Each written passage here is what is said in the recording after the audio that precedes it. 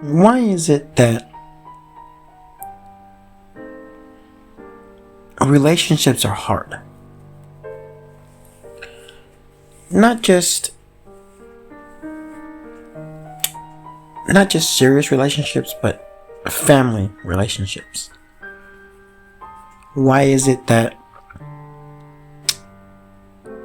if you try to show somebody the truth,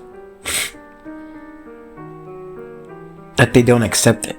Like, they get upset about it. I mean, you're just telling them the truth. I guess it's because it's hard for them to hear. I mean, especially if it's about themselves. But why be combative? Why fight it? If it's something that you know could be true, why get mad about it? Why get defensive about it? Is that just how the human mind, how we are as people, that when we don't want to believe something, we fight it? I mean, I think it happens in any sort of situation. I mean, even in personal relationships and in friendships. If you're shown the truth about something, or told the truth about something, people become defensive. They become accusatory. They become combative. Is that how we were designed? Like, is it just the fact that we don't want to admit some sort of fault, or I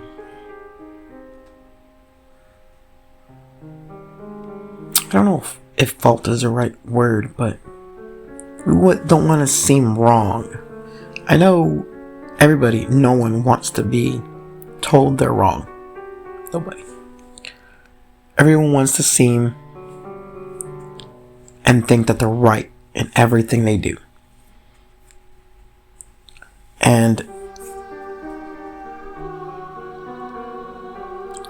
I understand that. I mean, I'm like that as well, but I've learned to finally say, you know what, I am wrong. Or I don't know about this. And I'll be the first person to tell you. You ask me about something, I'll tell you, I don't know. I mean, I really don't.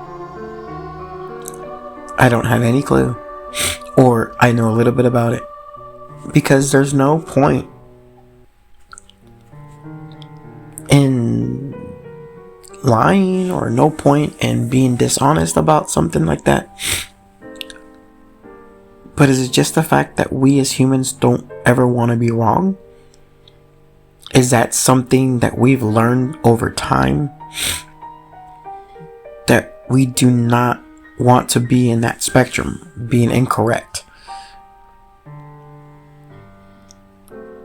I mean, why? Just to say, admit it. Admit that you're incorrect about something. And admit that you're incorrect about a situation. Why hold grudges? Why fight? I don't get it. I myself don't get it. You know, it's just makes me think, makes me wonder. I don't know. I don't know.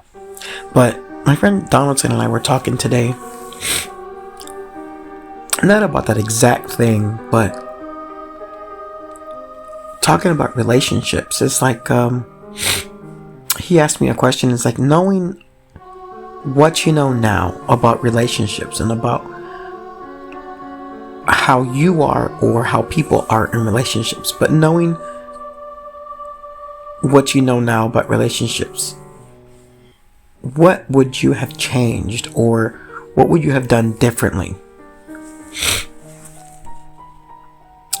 My honest answer was, I would have gotten to know the people that I was in relationships with a whole lot better. Like, I would have gone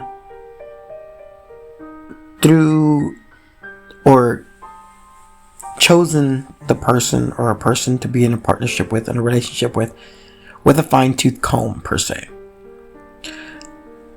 I believe that I went and got in some relationships a little haphazardly, a little quick.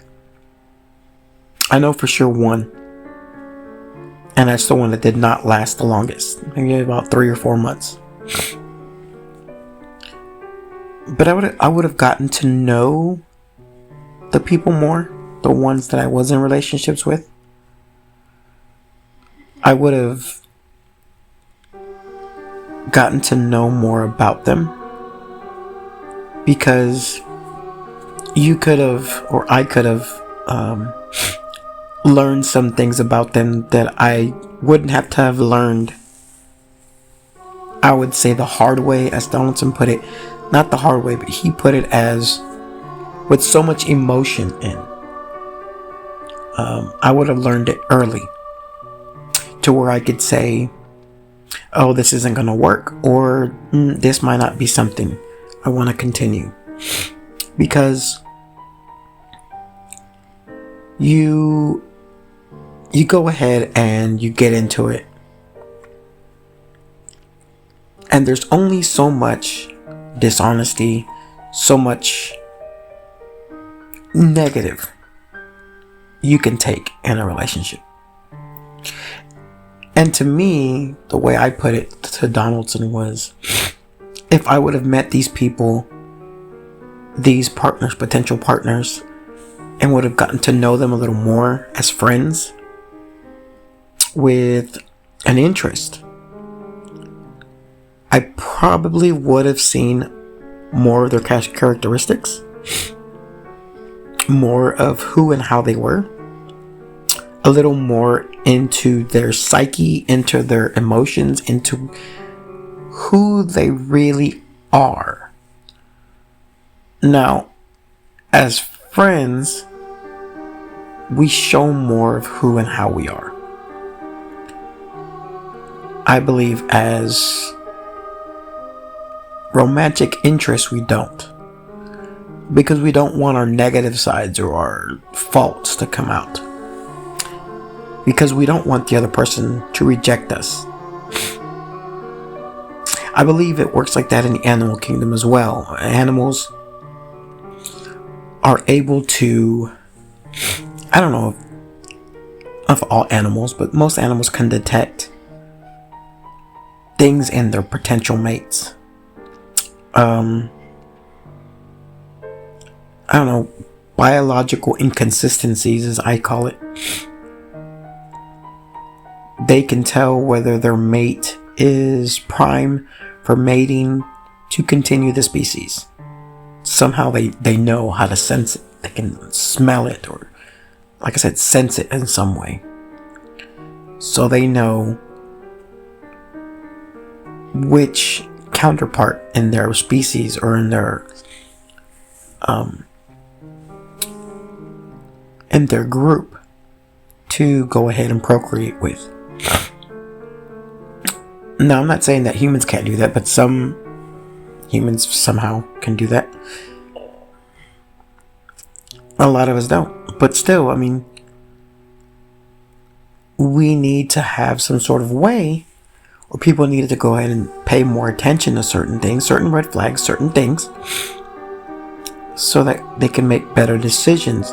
That's something that I would try to do in my life now, and I try to do in my life now, to try to find a potential partner. Will I ever have one? Not sure, but I'm not doubting it. It's just, I know what kind of things to watch out for. I know what kind of things to listen for.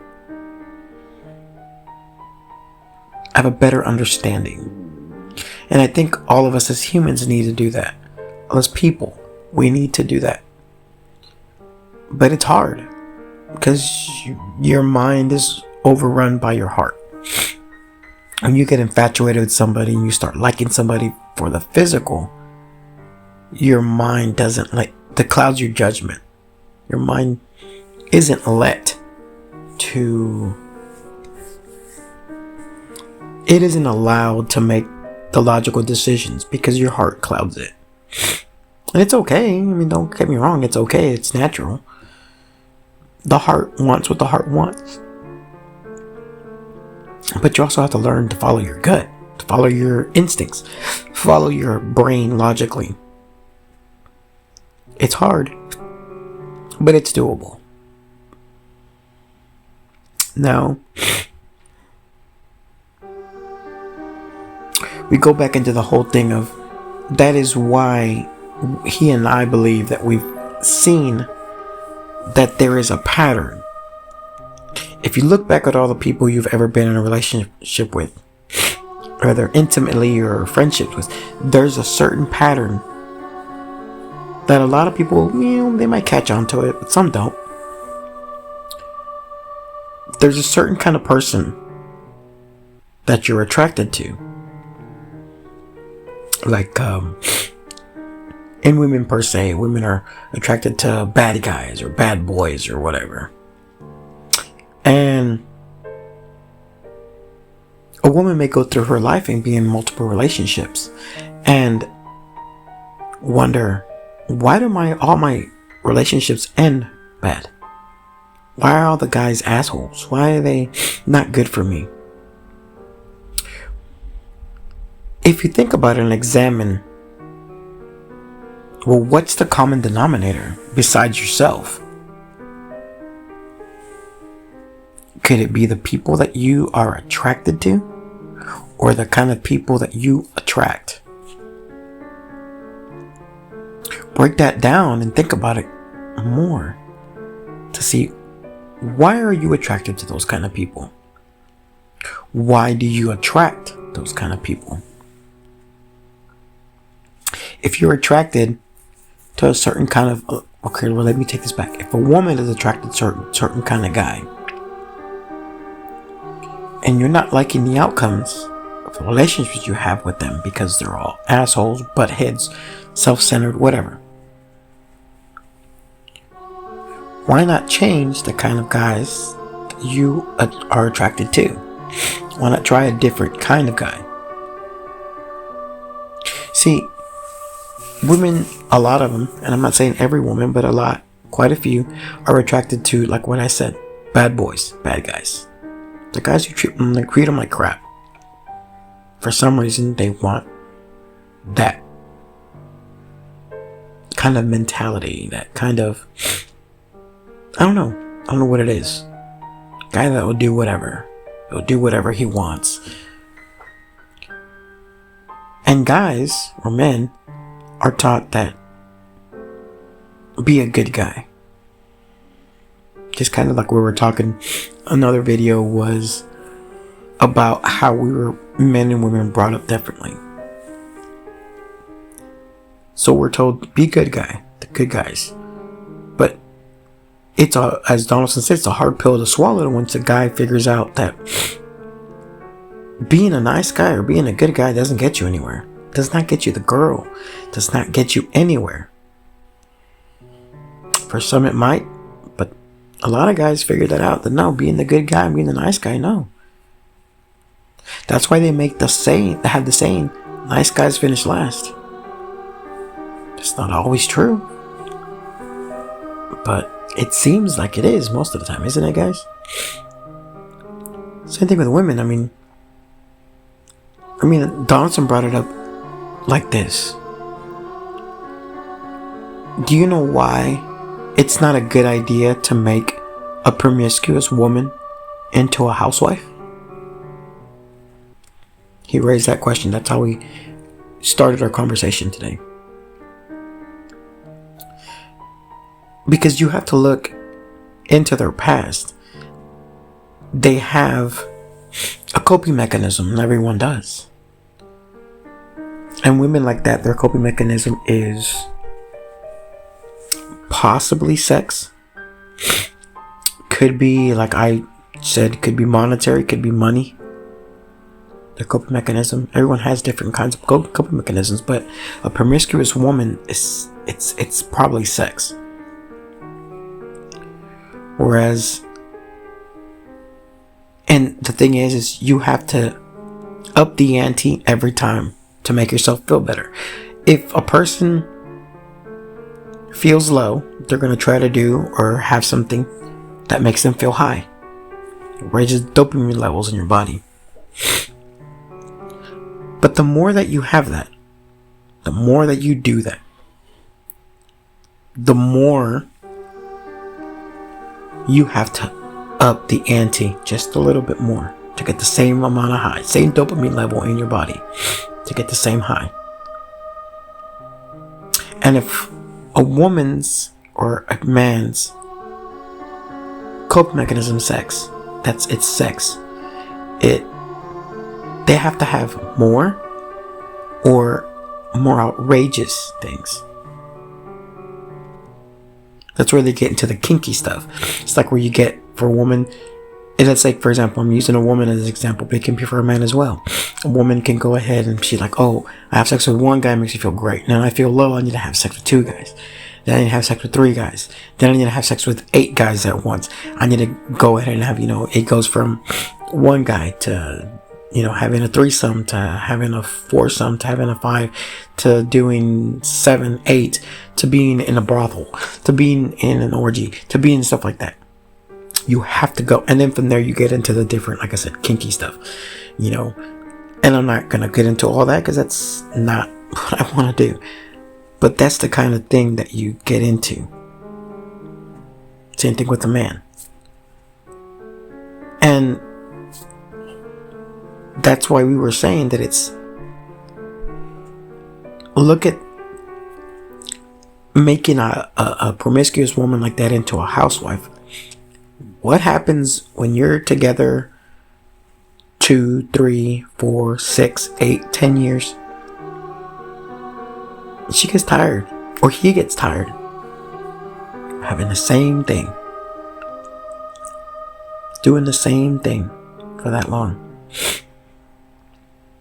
They're going to look for other avenues to get that high they used to get with you somewhere else.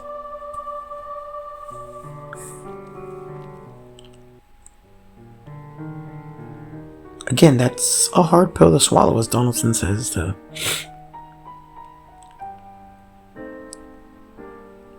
think about that. Now, that's just one example. You got to also think of, everyone has their different love languages. There's a book, and Donaldson brought it up, and I totally forgot the name of the book because it's been too late since I've talked to him. But I'll try to put it in another video. But he suggested a good book to read. Oh, The Family Ties That Bind is one. He said that's a good book. And I think the other book that I was talking about, I think he said it was called Affection, if it's the same book. But it talks about the different love languages that everyone has. It's quite a few, but I remember a few of them are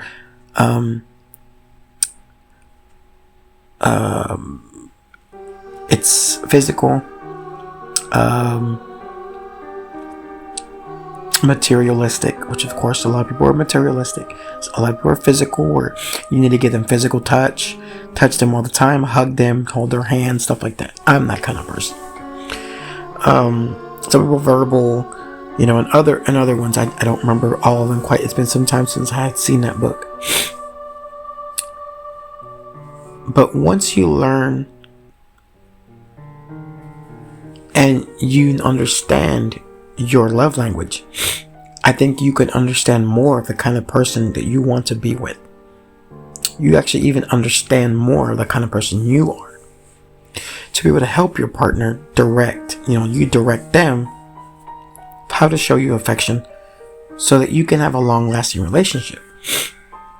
That is one thing in the world now that we do not have much of. don't have very long-lasting relationships. But we also don't have people putting a lot of effort into relationships. They get into relationships for the wrong reason. And that's why a lot of them fail. I'm the kind of person that I like physical affection, people to tell me, I don't need you to buy me anything. If you can make me something out of paper, draw me a picture, that will show me that you have affection for me. You care for me. And that is the kind of person that I am looking for in my life. Like I said, I did embarrass myself in front of one of the nurses at dialysis because I do like her, but again, she probably will never ever see this video, but I'm not going to say her name or anything like that, but if she ever sees this, she knows who she is. And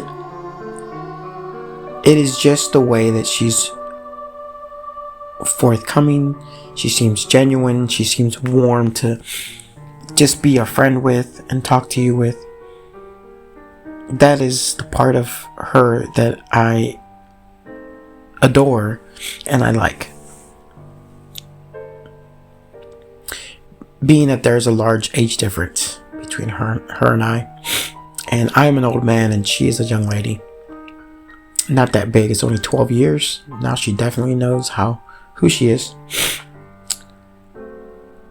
But she is not someone that I would shy away from spending time with to learn about. Even if it would just be into a friendship part, I would still like to learn more about her and see what kind of person she is. I believe she's a genuine, unique person, and she seems wholeheartedly a good person. But again, I'm pretty sure will never happen. I do like, and I have a small sliver of glimpse that it could, when she says, well, age is just a number. Does that bother you? And honestly, it doesn't. So it doesn't bother me, but there's still a lot of obstacles there, I believe. But anyway, but still, aside from that, that is the kind of relationships I believe that we need to focus on. Long-lasting, long relationships, long-term. Like having best friends from elementary school. I have best friends from when I was in 5th grade. Still Donaldson and Darius. Still friends with them now. Check up on each other. May not talk every day, but we check up on each other. See how we're doing. We're still alive and kicking. That's the kind of people you want in your life. People that are long-lasting. And we should all look for that kind of person, as in a significant other or friends.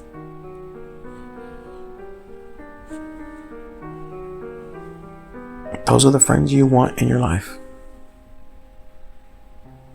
Those are the people you want in your life. Not people that write you off, or not people that don't seem genuine or don't seem honest with you. If they show any little inkling of dishonesty, whether it seems like they're holding information from you to kind of not hurt your feelings, I'm not saying write them off, but try to stay away from them, because if they are untruthful of the little things, what big things will they be untruthful about next? It's just me. Anyway, this is just a quick little thing here. I don't know why, but I thought about it right now. And I know it kind of bounced from between a couple of different things, but that's just what I was thinking about right now. I'm gonna get ready and I'm gonna take a really late shower and go to bed and wake up early in the morning. So, toodaloo.